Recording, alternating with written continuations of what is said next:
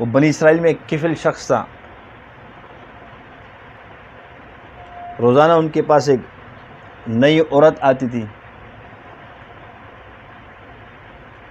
ایک دن ایک عورت آئی، اس نے اس کو پیسے دیے۔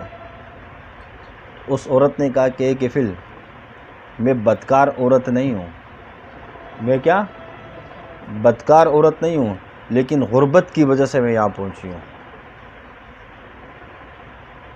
تو کفل نے کہا جو تمہیں میں نے پیسے دیے وہ میری طرف سے صدقہ ہدیہ جو بھی سمجھو، باقی مجھے معاف کر دینا، تم میری بہن ہو، اور اللہ سے مجھے معاف کر دینا۔ اور خود اللہ کے سامنے گڑ گڑانے لگے۔ اتنے میں کیا ہوا کہ صبح جب لوگ اٹھے تو اس کے دروازے پہ لکھا ہوا تھا نورانی سطروں سے کہ اللہ نے کفل کو معاف کر دیا، اللہ نے کفل کو معاف کر دیا۔ یعنی ایک توبے نے اس کو کہاں تک پہنچایا کہ دروازے پہ اللہ نے لکھا کہ اللہ نے اس کو معاف کر دیا۔